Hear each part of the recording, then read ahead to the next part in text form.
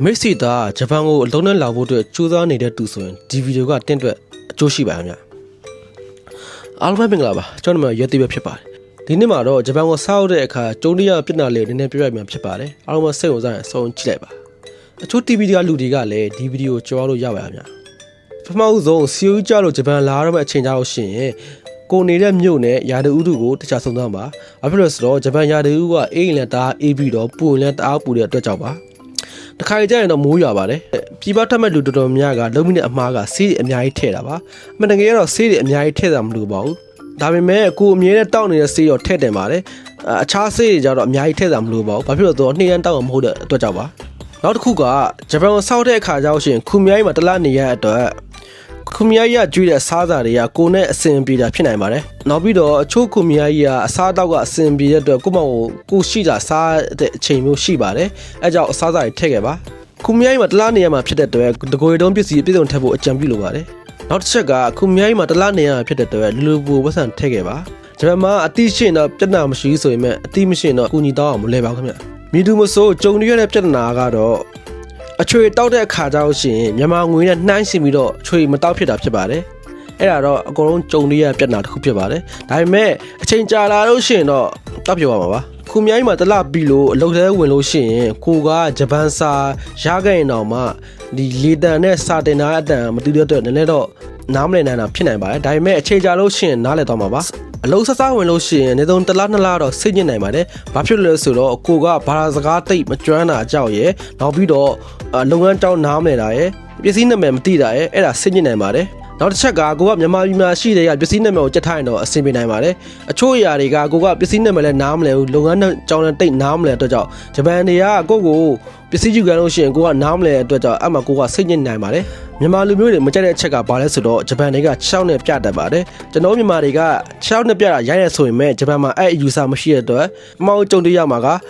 6နဲ့ပြလို့ရှိရင်မကြိုက်တာဖြစ်နိုင်ပါတယ်ဒါပေမဲ့ကြာလာလို့ရှိရင်တော့ရင်သွားမှာပါနောက်အရေးကြီးတဲ့ချက်ကဂျပန်တွေထဲမှာလည်းကောင်းလူချီလို့မကောင်းတယ်လို့ရှိပါတယ်ကိုကဂျပန်တွေလိုမြန်မာလူလိုပဲဆက်ဆံပေါင်းတင်ပြီးတော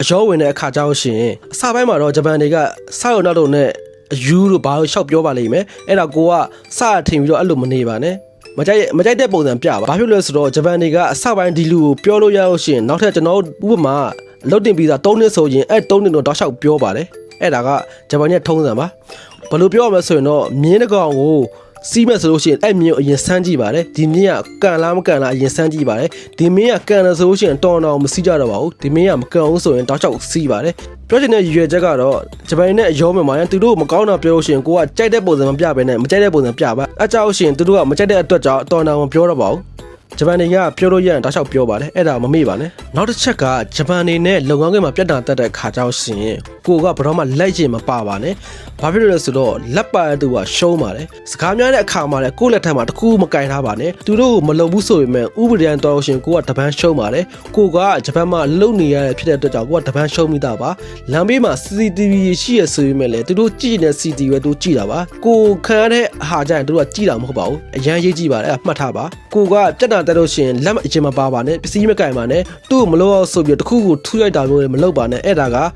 ကိုကဥပဒေတန်းသွားလို့ရှိရင်ကိုကတပန်းရှုံးပါတယ်ကိုကနစ်နာခဲ့ရင်တော့မှကိုကတပန်းရှုံးပါတယ်အဲ့ဒါသိထားပါအဲ့လိုကြုံလာလို့ရှိရင်ခုမြိုင်းကိုအကြောင်းကြပါဂျပန်မလာခင်နေရက်တင်တဲ့9လနေရတဲ့အခါတင်ပေးတဲ့အချုပ်စီးကန်းတွေအချုပ်အရာတွေကလုံးဝမတက်ဆိုင်ပါဘူးဘာဖြစ်လို့လဲဆိုတော့ကျွန်တော်တို့ကြုံတွေ့နေရတဲ့လုပ်ငန်းငယ်ရပြဿနာတွေနဲ့သူတို့တင်ပေးတဲ့စီးကန်းတွေလုံးဝတက်ဆိုင်မရှိပါဘူးအချို့ဆရာဆရာမတွေကဂျပန်ရောက်လို့တည့်ရလို့ရှိလို့အချို့ဆရာဆရာမတွေကဂျပန်မရောက်ဘူးပဲစာတွင်းနဲ့တင်ပေးတာရှိပါတယ်အဲ့တဲ့အရာတွေကအချို့ကလုံးဝမတက်ဆိုင်ဘူးမရှိပါဘူးခင်ဗျဘာဖြစ်လို့လဲဆိုတော့အချို့တင်ပေးတဲ့အရာတွေကကြောင်းသားတွေပေါ်ကြောက်စိတ်ထက်ခြင်းပဲဖြစ်ပါတယ်အမှန်တကယ်ကတော့ပြည်ပထက်မဲ့လူတွေကလုံးဝကြောက်ဆောင်မလို့ပါဘူးဘာဖြစ်လို့လဲဆိုတော့ကိုကပြည်ပမှာတယောက်တည်းရက်တီရရဖြစ်တဲ့အတွက်ကြောင့်တတိမွေးထားဖို့လိုပါတယ်မိသားစုအများစုကမြန်မာပြည်မှာခလေးတယောက်ထားရဆိုပေမဲ့ကိုကပြည်ပထွက်တော့မဲ့အချိန်ကြလို့ရှိရင်ခလေးတယောက်လုံးဝနေလို့မရတော့ပါဘူးကိုကမြန်မာပြည်မှာကလေးတယောက်နေဆိုပေမဲ့ပြည်ပရောက်တဲ့ခါကိုကလူကြီးတယောက်ဖြစ်တော့ပါပြီ။ဘာဖြစ်လို့ဆိုတော့ဂျပန်နဲ့ကိုရန်ကလည်းအသက်16နှစ်ပြည့်တာနဲ့ကိုရန်လှုပ်ပြီးတော့ကိုရန်ရုံးကနေရတူတွေပဲဖြစ်ပါတယ်။အဲကြောင့်ကိုကကလေးတယောက်နေလို့မရပါဘူး။စိတ်တက်ကိုလုံးဝပြည့်စင်ထားပါ။အကြမ်းမြလို့ပါတယ်။နောက်ထပ်တည်ကျင်တဲ့အရာရှင်ကျွန်တော်မေးကြလို့ရပါပဲ။ကျွန်တော်တီးတဲ့အခြားအရာတွေရှိသေးပါတယ်။နောက်မှကျွန်တော်ဆက်ပြောပြရမယ်။အခုတော့အားလုံးကျေးဇူးတင်ပါတယ်။ Bye